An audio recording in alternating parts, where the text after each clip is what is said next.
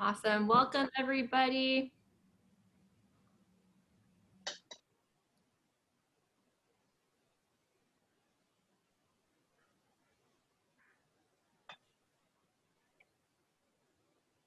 We have some attendees slowly starting to come in.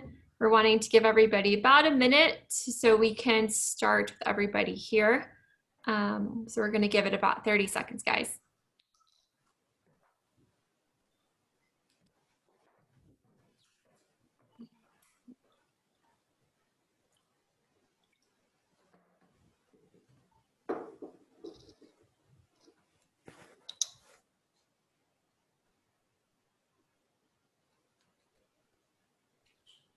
Alrighty, it's 11:31. I see the number kind of stopped over here. So welcome to everybody that is tuned in right now.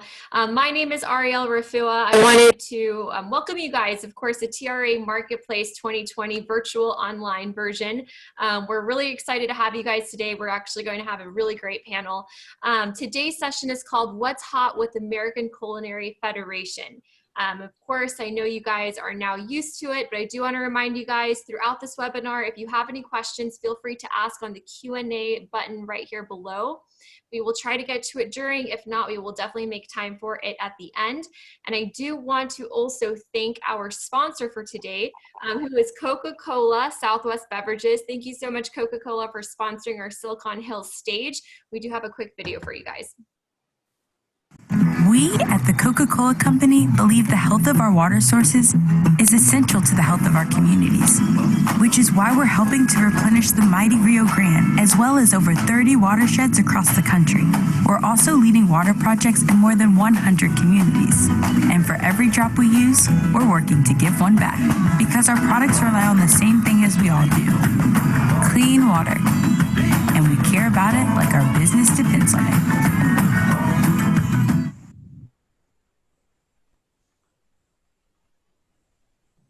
All right, well, good morning, everyone. My name is Joe Monastero. I'm the Chief Strategy and Operations Officer for the Texas Restaurant Association, and it is my pleasure to welcome our colleagues from the American Culinary Federation, both national and local Texas chapters, to join us today. You know, before COVID even was a word that we were familiar with, the TRA was talking about what are the other organizations that are in this space that we need to partner with, bring closer and work together, because when we are stronger together, we get things done. The pandemic in the last 5 months has absolutely made that very evident. And so we're very appreciative to have the ACF here with us. We have been talking with National about a lot of different things that we could do together. Had we been in person this week, a couple of those things would have happened. So I'll tease you with just a few of the previews that Jackie and I have been talking about. But come next year's Marketplace, where you're able to join us in person, hopefully, when life returns to normal, or whatever that's going to look like after the pandemic, we'll be able to do continuing education classes, possibly even some certification exams, and really show the cumulative effect of when an organization like the ACF and the TRAs come together and collaborate. So without further ado, it is my pleasure to introduce to you Jackie Pressinger, the Director of Strategic Partnerships for the ACF, and she will introduce the chefs. And I hope that you all have a phenomenal session. And thank you once again for joining us for Marketplace, and hope you enjoy all the rest of the sessions that you have today. Jackie, thank you, and to all the chefs for joining us. Have a great session. Thank you. Well, thank you so much, Joe, and thank you for TRA for having us here today. We're certainly glad to have all of you tuning in from Texas and also from across the country for this important discussion. So I'd like to welcome you again to What's Hot with the American Culinary Federation. And today we're going to focus on chefs and how their evolving menus are changing and what their new food service best practices might be. So we know that the food service industry has been facing an unprecedented crisis, and we've all been impacted in many ways by COVID-19, and there will still be a lot of changes ahead. American Culinary Federation represents the largest association of professional chefs in North America, and we're proud to have some of our amazing members here today to share their strategies and how they're changing their menus and operations due to the obstacles faced in 2020 and moving forward. So I'd love for you to meet our speakers, and we'll also be taking your questions. I know there's a Q&A chat function at the bottom, and we're also going to have a little demonstration as well. So without further ado, Chef Keith, would you mind introducing yourself? Hey everyone, hope you're having a great afternoon, morning, My name is Keith Saracen. I own a company called The Farmer's Dinner. What we do is we do dinners on farms all across the Northeast. Obviously, COVID has impacted us tremendously in the event business. I'm also a restaurateur, and it's just been, obviously a really difficult time for everyone involved. But hopefully today we can get some questions and answers in and really inspire some hope with you guys. Really looking forward to being here and talking out.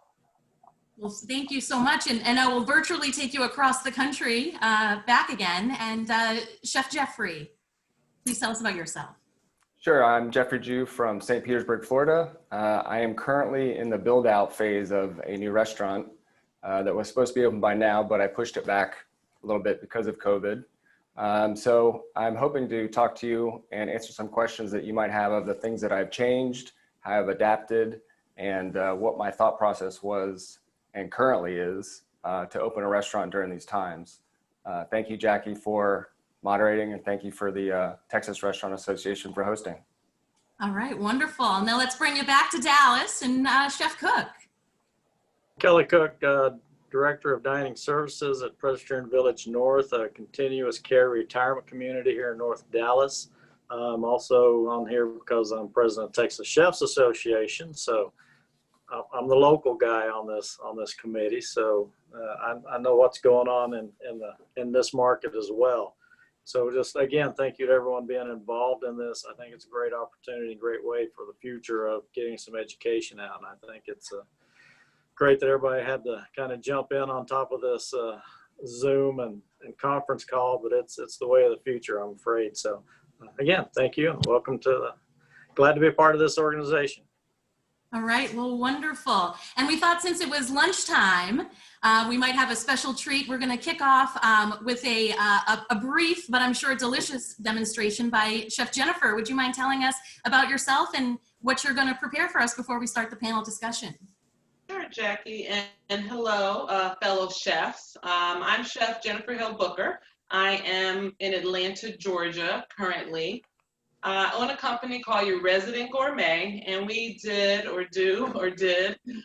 catering, intimate catering. I also am a cookbook author, Impact Fellow with James Beard Foundation, which one of my duties was traveling the country, teaching chefs, culinarians, home cooks how to run a full-use kitchen.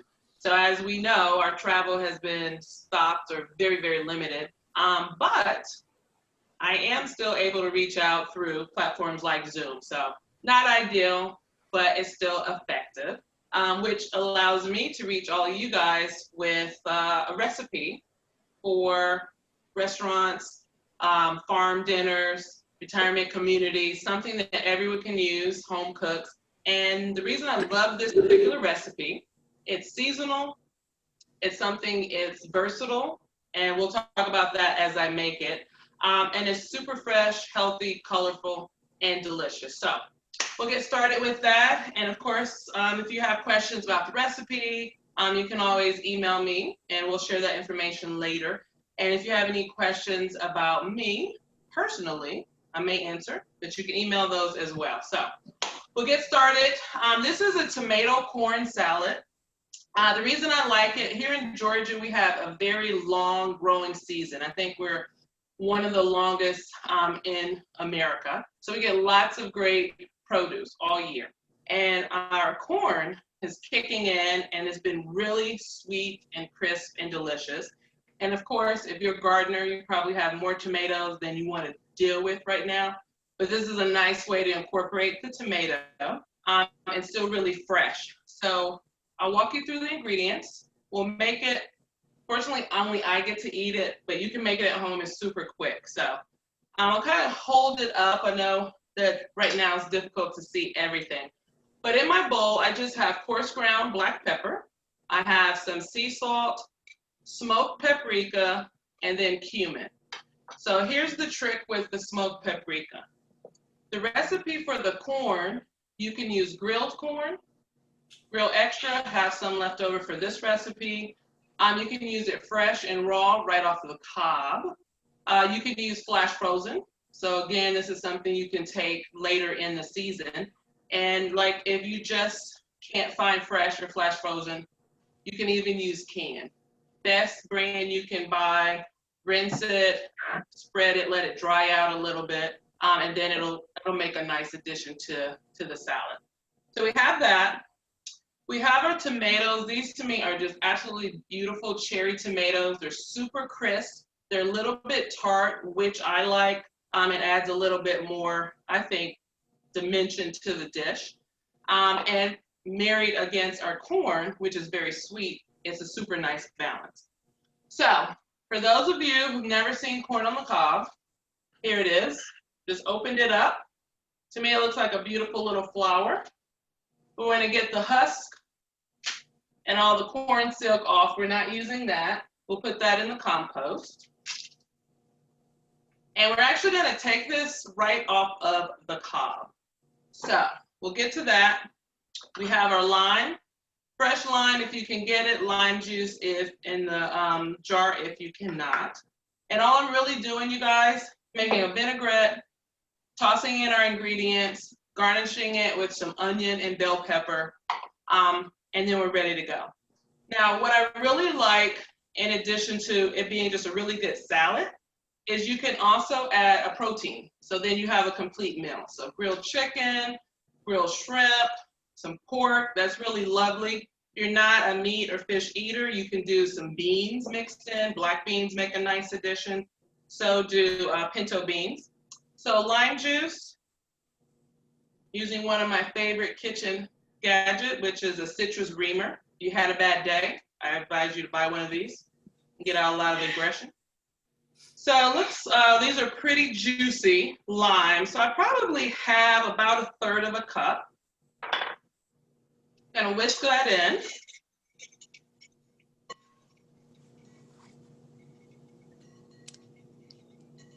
Simply going to add my tomatoes, bell pepper and onion. You can use whatever onion you like. This was a white onion just because it was handy. If you have a sweet onion, yellow, red onion, it's really up to you. Giving that a stir. You guys get a view of how that's coming together. I have some corn that I already took off of the cob. We'll dump that right in. Now, we have it as a salad. We're adding a protein for an entree. I can even turn this into a salsa, put it on top of your tacos, on top of broiled fish is really nice. If you have your corn fresh, we know that our season runs out soon. You can always take it off the cob, flash freeze it in your own establishment, and have it for November, December when you want to make another dish. So I'm using a little dandy gadget called a corn zipper, and it just unzips the kernels right off of the cob, right? If you don't have that, our knife, most important, best tool in the kitchen. And then we can take that and we just kind of just cut it right off, okay? Now, the corn has corn milk, is what I grew up hearing it be called. So take the back of your blade, run it down the length of your cob, and you'll get this beautiful corn milk that's sitting underneath the individual kernels. And that adds a creaminess and a sweetness. Don't throw away your cobs. Chefs, I'm sure you're with me. You can take this, short boil, end up with cornstalk for tortilla soup. You could use it for corn pudding. You could just add it to a vegetable soup for a bigger, richer flavor. It's free, right? We already took the kernels off. So I'm just gonna give that a nice toss. Remember, I already have the salt, the black pepper, cumin, and the smoked paprika. If you're grilling your corn for this recipe and you don't have smoked paprika, don't risk having to go out and get it. The smokiness from grilling really works. I'm gonna give it a taste because you should taste as a chef.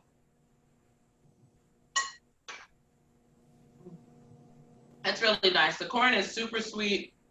The tomatoes are sweet, nice tight skin, so it's a nice texture. Lime juice is bright. Onion adds a good flavor. Bell pepper for some good color. And I think we'll call that lunch. So corn salad could be corn salsa, could be your entree meal at home with your added protein. Great on greens. It travels well since limited dine-in experience, if any. But this is something that will travel as a to-go, as a carry-out, as a delivery. So this is my gift to you.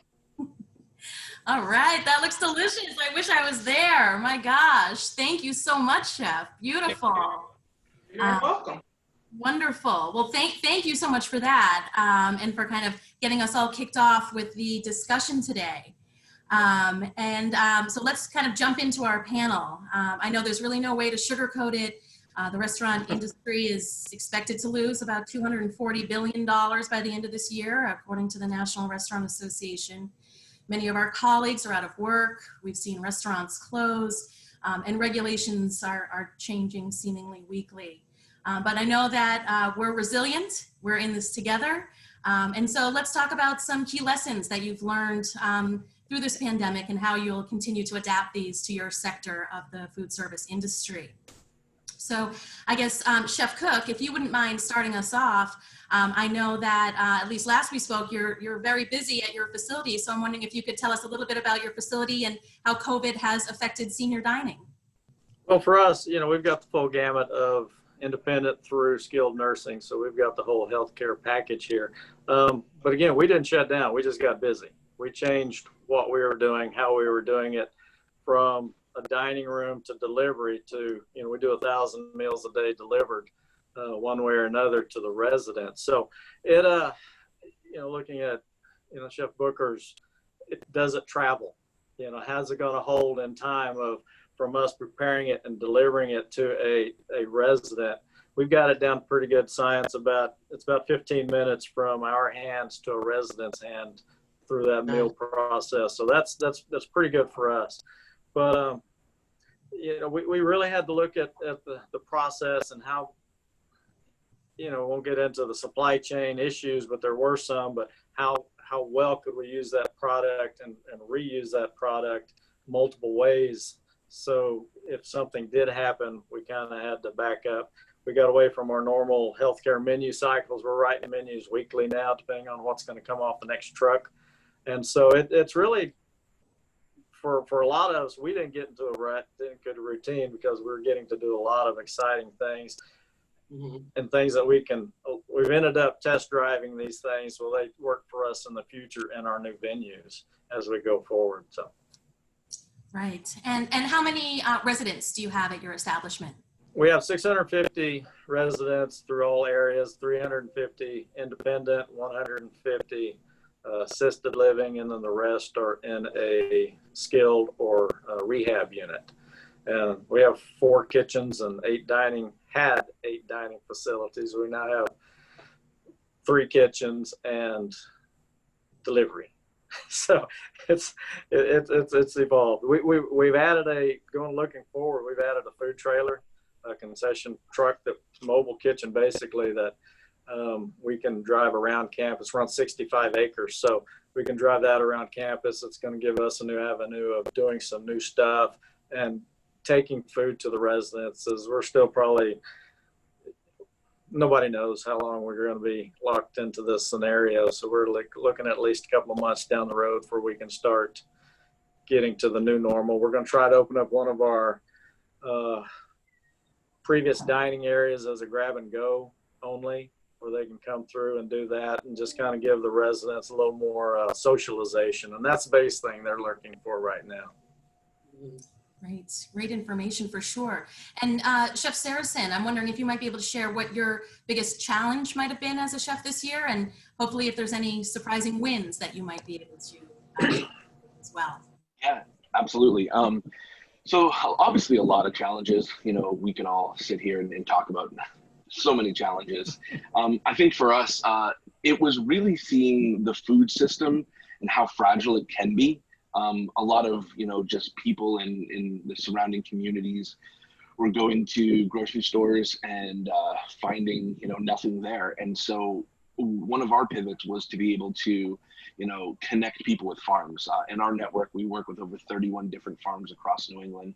And farms, ironically, to kind of answer the second part of your question, are having a really great experience. There's a lot of people just purchasing locally. And it's funny, I talked to one of the farmers the other day, and she's like, it just took a pandemic. And it's a little sad on one front, but I'm also optimistic that people are continuing to source great stuff locally, support our local farms. And, like we always say, I think together we will get through this, but we're going to have to really see what it's like to pivot and move forward. Great.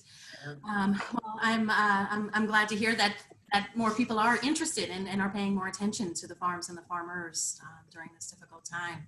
And Chef Ju, I know that you had mentioned that you're in the process of building a restaurant that should have been open by now. So I'm wondering if you might be able to share if there's any changes that you've made pre-opening that you didn't anticipate and that other restaurateurs might be able to learn from. Yeah, absolutely. The whole opening up a restaurant is scary enough, and having to deal with COVID, it was a gut punch because I didn't know what the industry was going to look like after this, or if there was going to be an industry. So I really had to embrace change in myself and kind of realize that everything that I thought the restaurant was going to be is gone. And I had to redevelop, redesign, and just watch the virus kind of change the industry. And I was very lucky from that standpoint. So, looking at UV lights in the HVAC system, since they weren't installed yet, expanding the outdoor dining, changing the entire interior to where there's 6 feet, trying to do everything to make the guests feel as comfortable as possible in this environment. So yeah, I basically had to change the entire concept, not on the food side so much, although going back to what Chef Saracen said, sourcing is obviously an issue right now. But, just redesigning, redeveloping the entire space was just an eye-opener. Right, absolutely. And would you like to, I don't know if you're able to, but if you wanted to tease anything about what your restaurant cuisine might be, or what people can look forward to next year, or if that's still under wraps? Sure. That's linger, which is an Old Norse word that means belonging to or descending from. My mom's Norwegian and my dad is Chinese. So it's going to be a lot of dishes that I grew up with, some fusion of the two cuisines. It's going to be breakfast, lunch, and dinner, hopefully. My mom was a baker, or could bake. I wouldn't say she was a baker. She was a horrible cook, but so a lot of the breakfast and desserts will come from my mom cooking, Norwegian desserts and cookies. And then my dad and grandfather and I cooked quite a bit. So it's going to be fun. Fabulous. Well, we can't wait to hear more, and we wish you the best of success. Well, hopefully we'll do an update next year, and we can hear all about all the great things that you're doing.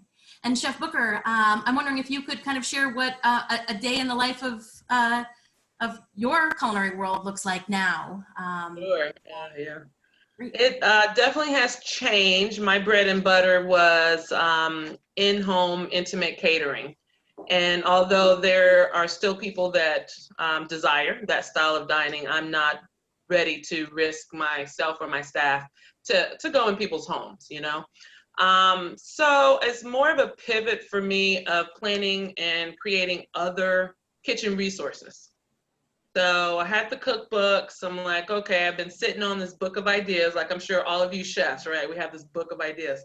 And having the time, being forced to have the time to create some other resources. And I've come up with a cookbook journal, which is a blank journal with some writing prompts so people can capture their recipes as we do all these Zoom meetings, right? Spice line that'll be out this fall. It should be out the beginning of September, that I've been sitting on forever.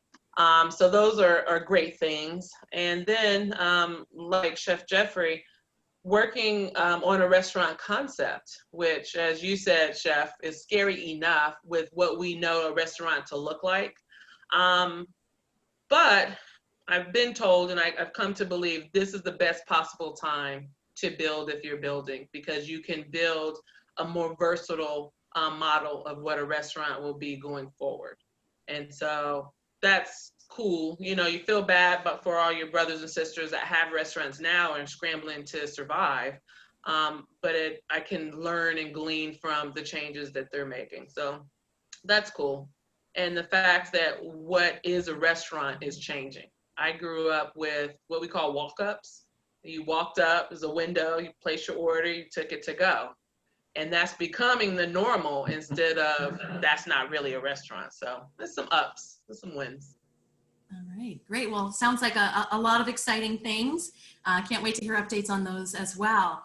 And so originally this panel, when we were talking pre-COVID, was going to be about menu trends and recipe trends and, you know, what the future of menus was going to look like. But, you know, now I'm thinking if you might be able to share, what have some most popular dishes been, or the most requested dishes, or what do you see people eating, whether that might be, you know, plant forward, or if they're dining more healthy, or if they're going in the opposite direction.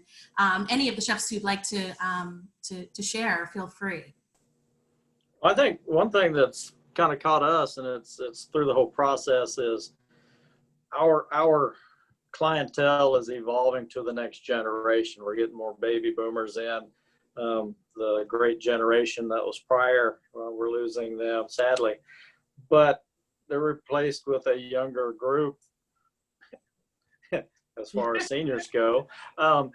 But they're more exposed to world cultures. They're more exposed to travel, and they're expecting to see us provide a change of ethnic cuisines as we go forward and how we do things.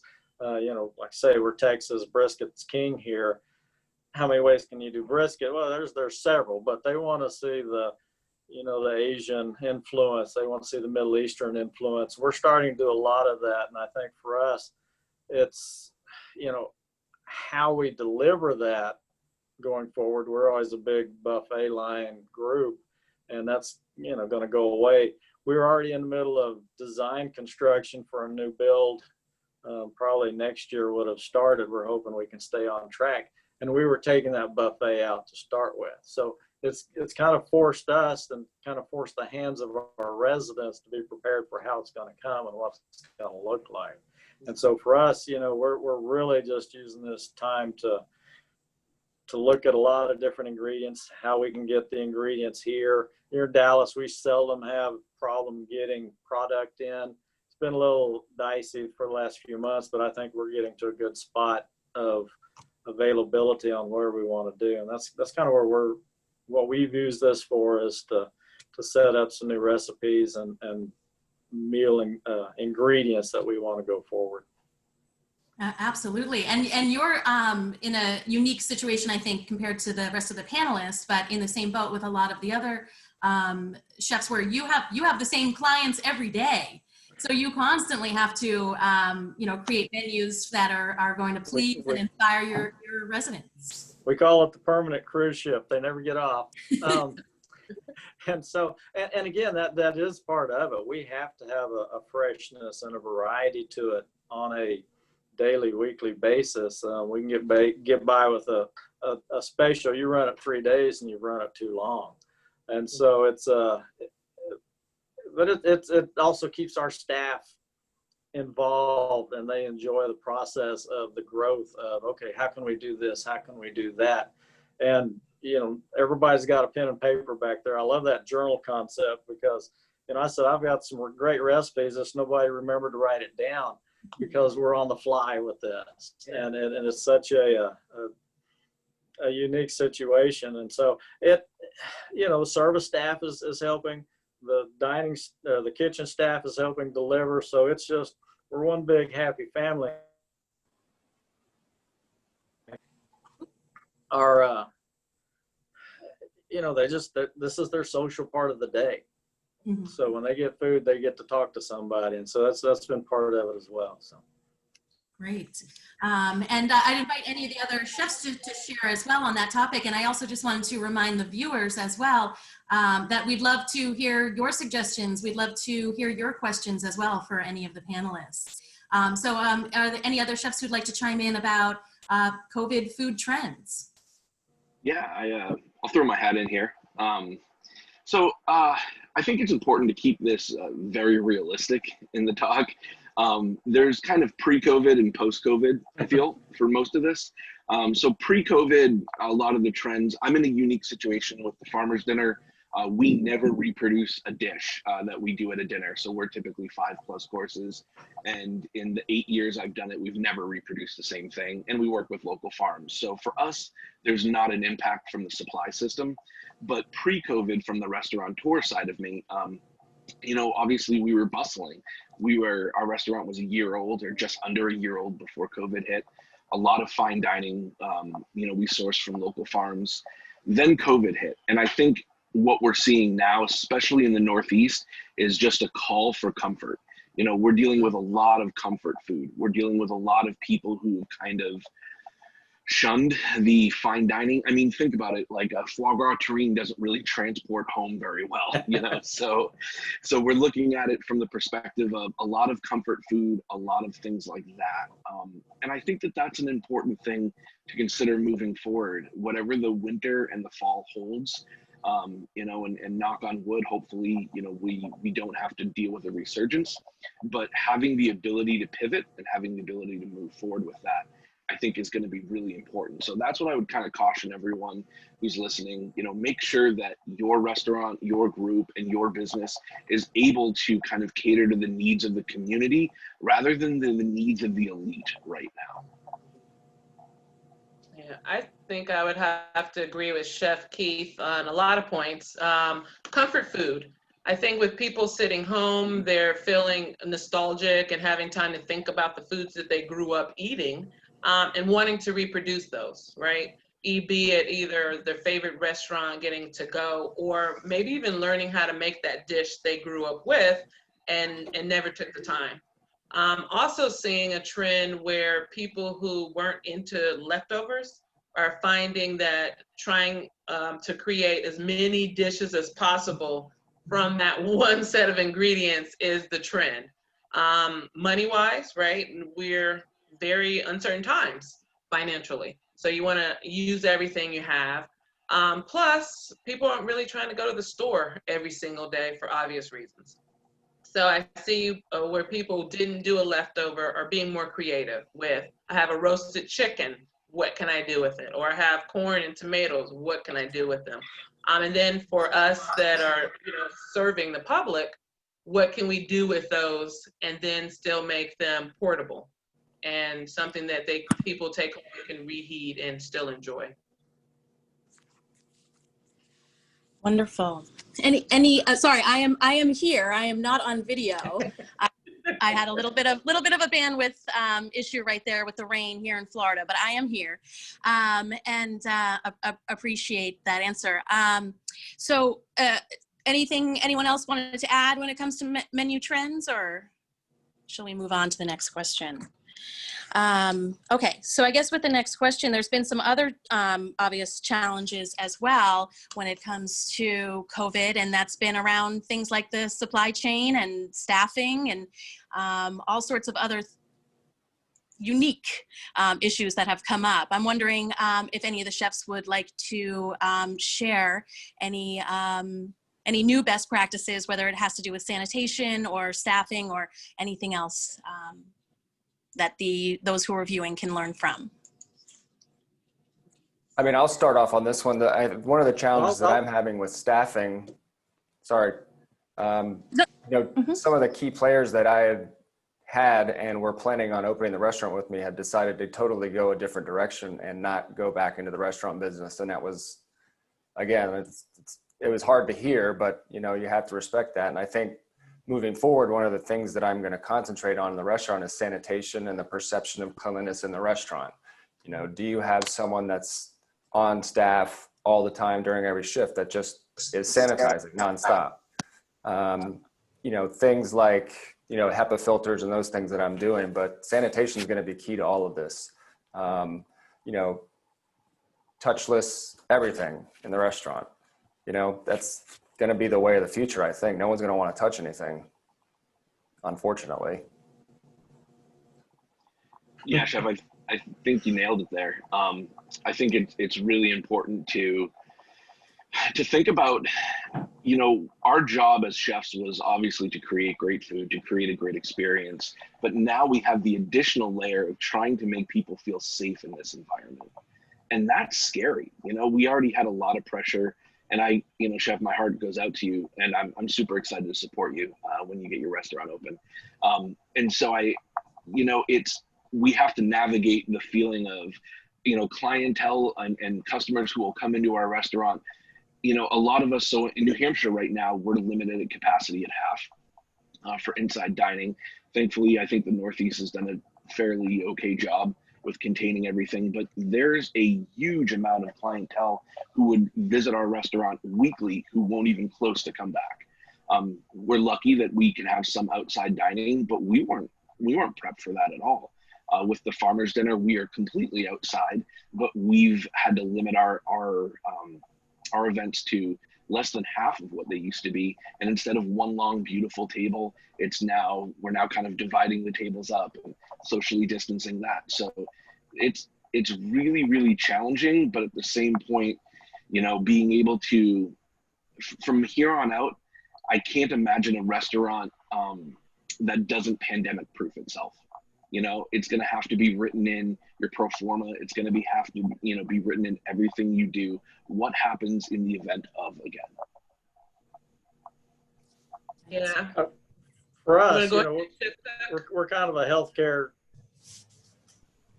start to begin with. So, you know, we have a pretty good jump on the sanitation. Again, but if we're chefs and doing our jobs right, and I'll give a great plug to the ACF and certification, sanitation is part of your everyday, you know, you have to redo that every 5 years anyway. So we should be staying on top of that. I think we don't do a good enough job of showing the public how we are handling that side. Yeah, we'll go into great restaurants and, oh, it's great. Food looks great. Especially some of these open kitchens, you look back there and go, wow, I really don't know if I want to eat here or not, because it looks kind of sketchy back there. But we've got to manage our facility to the customer's expectations from that side of the table. And I think that's something that, you know, we should have a good start of it. Part of our issue was staffing. You know, like I say, we did not slow down. We were still looking for staff, and, you know, we all can say whatever we want to, but I couldn't find any pre-COVID. I certainly can't find any mid-COVID. So that's been a tough one for us. But then again, you know, it's all part of what you do. I love the statement, you know, we're resilient, we're going to figure it out, and we're going to come back stronger than we were, because that's just who we are. Unlike some of the others, I have my clientele there coming in. But I've also seen a lot of my friends in town that had their own restaurants, and if they have done their job right, the restaurant, their clientele was coming back and supporting them through whatever it took. And that to me was a great example of the community coming back to support that area of the industry that was really in need of it, because they, you know, these guys have been in business for 25 years. And I went there to support and get my dinner one night as a takeout, and the cars were lined up around the block because everybody else was doing the same thing. And so that was very enlightening, and felt great, not only for me, but for him, that he was going to get through this, and we all will. Yeah. And Chef Jen. Yeah, well, I think I'm in Atlanta, Georgia, right? So we have tons of colleges downtown and nearby. We're a tourist destination.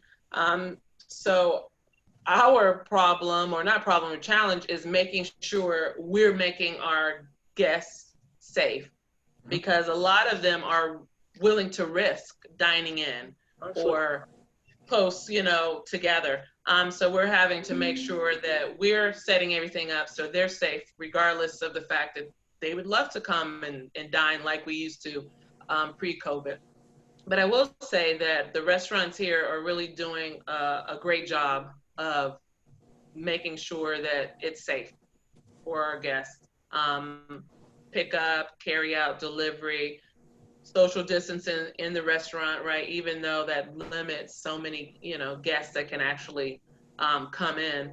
And then myself with my staff, we too are very particular. Like I mentioned earlier, we're still being asked to come in and do in-home meals, where what started us to stop doing it is we agreed to do one. The guests agreed to wear their masks. We said, of course, we will wear our masks, and we show up and we're doing our thing, and they won't wear their masks. And I'm thinking, we can't be held hostage, right? And we want you to be safe. I have to keep my people safe. So I think as we set up, as Jeffrey said, he set up his restaurant to make sure it's safe.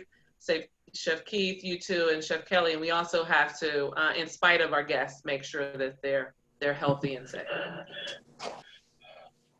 Absolutely, that's an excellent point, and I think it's two-sided, right? So there's earning back diner confidence, but then there's also the health and safety of yourself and your staff as well.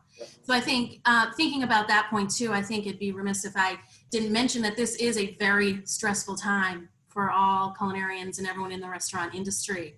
So I'm wondering if anyone might want to share what either they might do personally or how they are communicating with their staff when it comes to mental and physical well-being at this time. Does anyone do regular check-ins with their staff, or and how's everyone? We like I say, we're still running. So, but we did start to see the wear and tear of that constant business. Plus, then having to go home, and then you'd have a COVID show up on campus somewhere, and we have to. How does everyone adjust to that?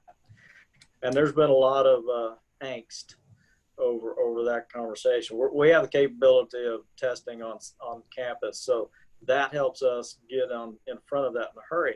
But we've had several. Our company is big enough that we've got a employee support line that somebody needs to call, talk through things. We've got that capability to do that. And then we have 2 meetings every morning, one in the morning, one in the afternoon, 2 meetings every day with the upper management, and all the information gets transferred, and then we go to our department meetings and transfer it. So communication for us is the biggest thing, just to keep people calm. Okay, there's been a COVID show up in this unit. This is what happened. This is how we're controlling it, and you're still safe. Please come back to work tomorrow. And so that's just part of it. And the more we can talk to them and keep them calm and stay ahead of the situations. Nobody wants to walk in and say, well, there were 2 cases over there yesterday. Nobody told us about it. What else are they not telling us? I think that's the most important part for us. But they've got an avenue that they can talk and work through those scenarios, the stress of the day-to-day. Excellent. Well, thank you. And hopefully everyone who's tuning in is also checking in with their staff too, and making sure that there's stress at work, but I think, with COVID has compounded even more stress with people's home lives as well, and financially. And so just making sure all our restaurant friends and colleagues are doing well is super important. So then jumping back to when we were talking about diner confidence and communicating with those who will hopefully be dining with us again shortly, if not already. I'm wondering if any of you might be willing to share any tactics that you might use on social media or other to communicate either what you're doing to increase business or to communicate any of your COVID safety plans, or just how you might be able to best market restaurants and dining facilities in general during this time. I mean, I'll start. It's on our agenda from months before we open to push the different things that we've added safety features like HEPA filters, contactless payments, going cashless, all touchless, faucets, things like that. when you inform people what you're doing, I think they'll have a better understanding and feeling about coming to your restaurant. So we're just trying to stay way ahead of that with our PR and social. Mhm. I agree. Yeah. Go ahead, Just Jeff. making people feel comfortable, right, and feel safe. And not just that, but making them understand and believe that we as the proprietor or the chef really do value them, and we really do care about them, and we want them to be healthy and safe. Not just because we want them to dine with us, but because, you know, we're all human beings and we want everyone to get through this as safely as possible. I know to address your earlier question about check-ins, we do just a verbal check-in with one another. We do a drop-off, which, you know, kind of looks like a drug deal because we're in the middle of a parking lot passing off, you know, bags of or boxes of food or masks, or if you know, lucked up on some Lysol or Clorox wipes, because everyone's worried about money, right, in the future and their health and what's going on at home. So we just check in and let people talk it out and assure them that we'll all get through it together, and then try to keep the confidence of our customers so that they know we care about them and we're setting it up for them to be safe and healthy. And unfortunately, the social aspect of it, I know Chef Cook talks about how his clientele, you know, they love the social part of the meals and what we can do in a thoughtful, safe way to bring that back. I'm not sure if that's just, you know, iPads at the table and we just text each other back and forth as we eat. I don't know what it'll look like, but I know we miss it and we're working hard to get that back in a safe way. Yeah, to echo what Chef Booker just said, nailed it, by the way, Chef, perfectly said. I think that, you know, one of the things that didn't change for us when it came to marketing and PR is, you know, listening to your customers. Yeah, that's great. But actually showing up and caring is different, you know? And so we care about a person who walks through that door, whether it's they spend $1 or $1 million, you know, that they may be able to eat at our restaurant one time in their life, or they may be able to be, you know, a regular. We need to treat them the same. And COVID is just bringing that to the surface. And so I think for us, it's just complete transparency. The reality is no one in this industry knows how to do this perfectly right now. There's no playbook. You know, when we got word that we're shutting down, you know, we kind of saw the writing on the wall. Typically, you know, you call some of your friends in the industry, people who've been here a long time, other fellow chefs. Nobody knows what to do at this point. And so we're all flying by the seat of our pants. And so we decided from day one, we are just going to tell customers, here's what it is. This is what we're putting out on social media. This is how we're taking every precaution under the sun. And if you don't feel comfortable, that's okay. That's 100% okay. I want somebody to come into our restaurant or come to the Farmer's Dinner, and I want them to go, man, I feel really good about being here, because then they're going to have a good experience. Until they feel safe, don't come. And if I could just add one thing to that, you know, some of the challenges that I'm seeing here in Florida is that you have restaurants doing the right thing, and then you have other restaurants that are not doing the right thing. So I think as chefs, we got to think we're not only doing it for ourselves, we're doing it for the entire industry.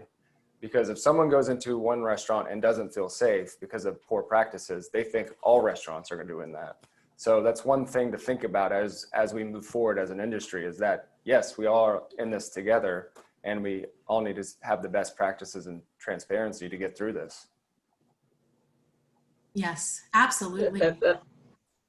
And I'd like to add real quick to that, you know, this is why these events, the ACF, the TRA, the NRA, all of these organizations really need to be supported by us and get everybody involved in it, so everybody understands the legitimacy of what we're trying to do.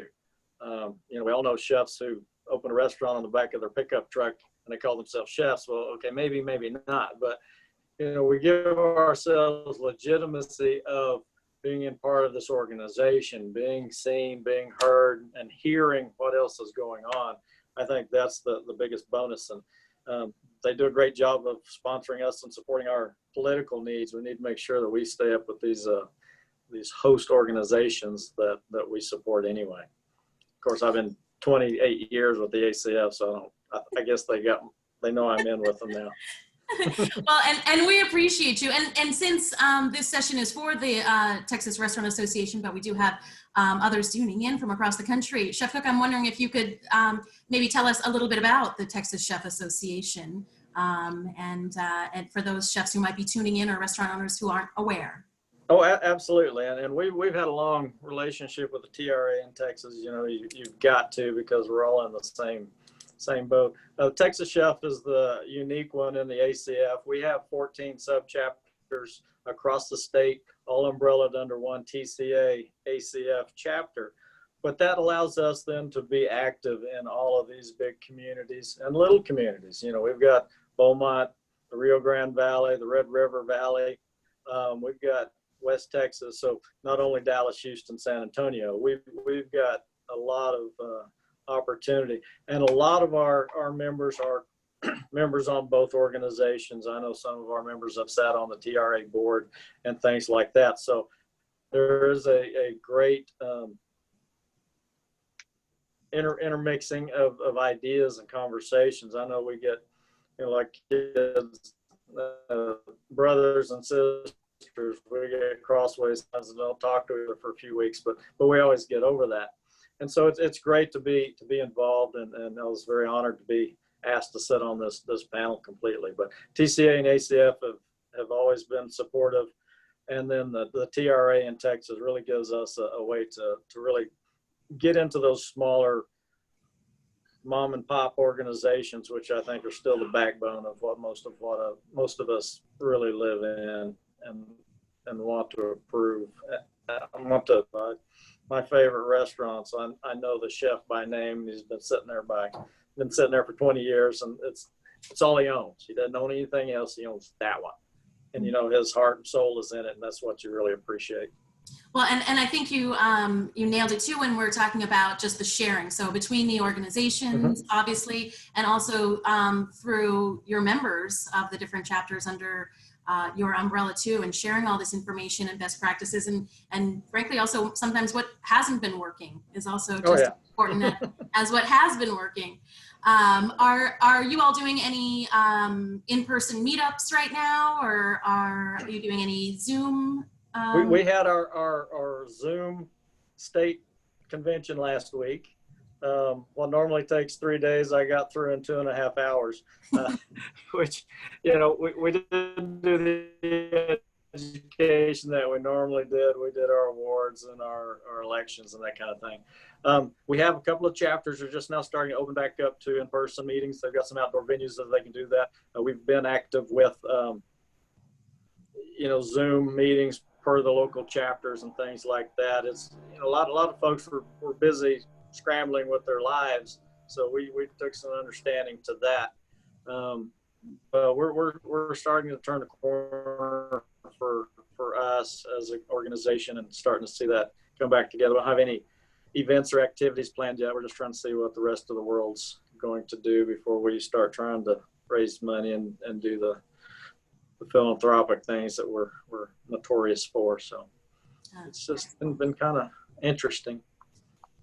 It's certainly been a crazy year. And as we're coming towards the end of our time together, I'd love to go around the panel too and have you share anything and everything within 3 minutes or so of what you might want to share with those who are tuning in or who might be watching the recordings at a later time as your colleagues and friends. So Chef Booker, if you wouldn't mind kicking us off. Sure. I would say be optimistic. We will get through this. The restaurant industry will be stronger for it. I think it was Chef Keith who mentioned that it's really making us go back to why we became chefs. We're having to be innovative. We're having to use the ingredients that we have. We can't order our fantasy, right? We have to have something that will last and will transport. So all of those things are very important. I also want to encourage people to cook seasonally. Our supply chain is uncertain right now. So what can you get locally and make the very best out of that ingredient and multiple dishes out of that ingredient? So main takeaway, we'll get through it. We'll be stronger because of it. I believe it opens up avenues for other restaurateurs to open their restaurants because the model has changed and it's accessible to more people. So be safe, support your local restaurants by takeout or delivery, cook at home, and I'll see you soon. Hopefully we can have dinner together. Awesome. I love it. And Chef Ju, your final thoughts. You know, I agree with everything that Chef Booker just said, and you know, we are going to get through it. We're going to have to be very open to change, open to everything. Everything has to be on the table because the industry as we know it is different. And as Keith said, there's no playbook. There's no way forward that we know of. So don't be afraid to change. Don't be afraid to adapt. Think outside the box. There's so much opportunity right now in our industry. It's a necessary way to start looking at things. Well, thank you so much. And thank you for being here. And Chef Cook, your final thoughts.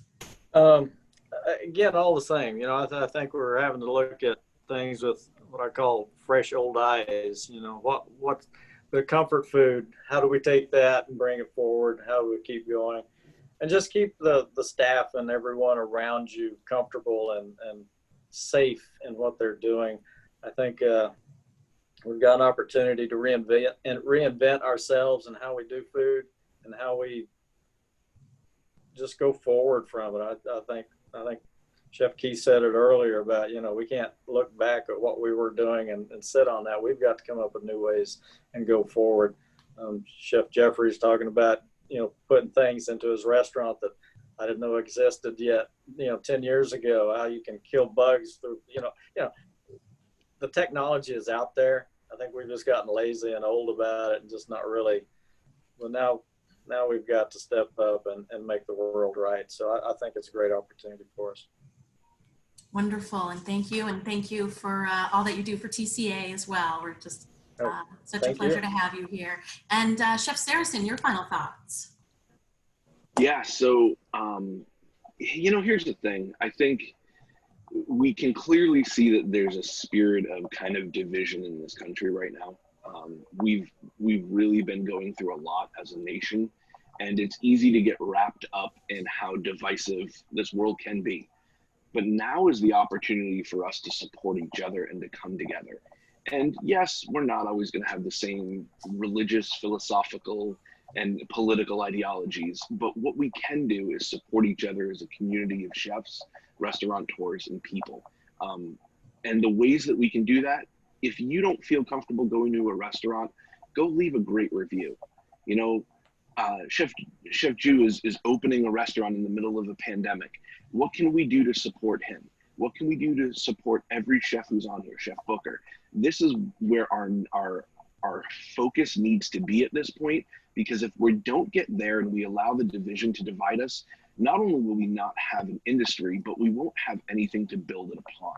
So I would encourage you all, leave a great review at your favorite restaurant, give a positive compliment to a chef or a friend or a colleague, and just do one genuine act of good a day. And I think if we do that, we're going to see a much better time ahead of us. I love it. Very, very inspiring from all of you. And again, thank you for your time. And thank you for being here and sharing with your culinary friends from across the country. I think I have a final slide. If we're able to put that up, that would be great. So that you can certainly follow your panelists on social media and keep in touch with them, and also the ACF. And so I'd like to thank again the panelists. I'd like to thank the TRA, the TCA for being involved with this great panel discussion today. We applaud all of your flexibility as chefs and how passionate you are about the industry. And for the chefs who are tuning in, please know that we see you ACF applauds you. We look forward to seeing you all soon. We look forward to your dining rooms being full and to hearing a lot of laughter again in those restaurants very, very soon. So please feel free, if you'd like more information about the ACF, you can go to wearechefs.com. And to all of you again, thank you, stay strong, and have a wonderful day. Thank you. Thank you so much, guys. Thank you, Jackie. And we do have one question I did want to touch on right before. And again, if anybody does have any questions, feel free to ask. But this question comes from Anna, and she just wanted to make sure if you could please summarize what are the menu trends. All right. And any of the chef panelists want to maybe even share just their one or two trends that they either we discussed or that's been on your mind? Yeah, sure. I'll jump in here. Comfort food and catering to people's sense of fear. I know that sounds weird, right? But like when we get nervous and we get scared, a lot of times we kind of revert back to the things that we grew up on. So make sure that you're catering to that. Make sure we did a lot of family portions as well for people who need it as well. Perfect. Thank you so much, Anna. I hope that helped. And thank you all. Thank you, Jackie. And thank you, Chef Keith, Jennifer, Kelly, and Jeffrey. You guys are all wonderful. And feel free to tune in. We do have another webinar on this stage, the Silicon Hill stage at 2:30. And it's Ghost, Virtual, and Dark Kitchens as the topic. So we hope to see you guys then. And thank you all again for tuning in. We will see you guys soon. Thank you. Thank you. Thank you. Bye.